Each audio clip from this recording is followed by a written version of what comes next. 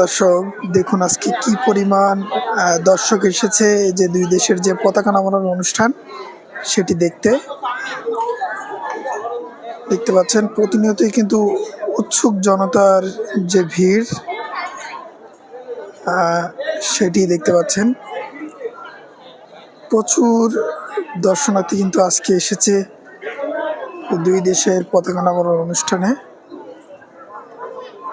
এবং এদিকে ভারতীয় দর্শনার্থী দেখুন, ভারতীয় দর্শনার্থী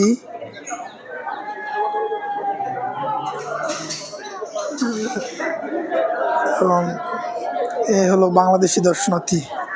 তো প্রতি শনি এবং মঙ্গলবার ঠিক বিকাল 4:30টায় কিন্তু এই দুই দেশের পতাকা নামানোর অনুষ্ঠান কিন্তু শুরু হয়। আপনারা চাইলে কিন্তু এই অনুষ্ঠানে এসে যোগ দিতে পারেন।